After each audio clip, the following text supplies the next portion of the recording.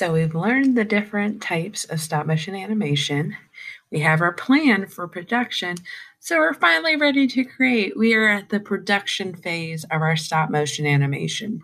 In this video, we're going to take a look at a homemade production studio, how to use the stop motion studio app, and how to get our video together to take it into post-production. Take a look. So I thought I would give you a look into the production studio. So I have my tablet in front of my crate, my production studio. It's on a stand. You're going to need it to be stabilized. You can actually make a stand out of cardboard if you don't have one. If you notice, this is an entire crate. I had it just lying around the house.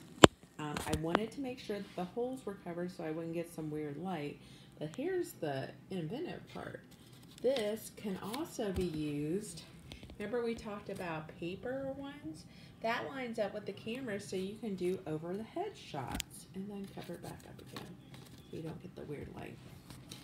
I lined it with green because that allows me to do green screening when we go to post-production, and I'll show you that in a later episode. And we have our main character all ready to go. We are going to be working with the Stop Motion Studio app that is free. We're going to open up our app, and while I have worked in it, you will not see any additional videos other than the big fish as an example. You're going to click on the plus sign for new movie to start a new project. This is what our app interface is. We're going to click on the cogwheel and adjust our frame rate. Our frame rate is how many frames per second for our animation. We need it somewhere between 3 and 5, which means either 3 to 5 pictures for every second of animation. Our toggle on the left controls the onion skin feature, so you can see the object when you need to move it. On the right is our big shutter button that takes the picture to each frame.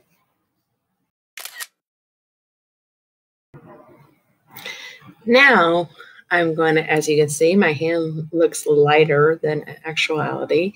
And when I move the character, you see where they were before. You're going to do small movements, take the shutter again, take the picture, and then move it again. So small movements, take a picture, small movements, take a picture.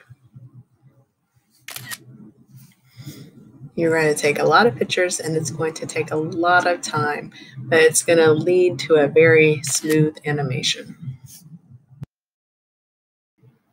After you replay your video and you're happy with the results, we need to export this video out of this app. You're going to hit the back arrow key and it's going to take you back to the original one. You're going to select the video that you want to export. And even though it gives you a lot of choices, all you're going to do is opt to save video.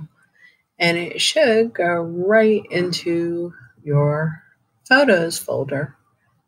Okay, already there, ready to work in WeVideo. See you next time for our final episode of post-production.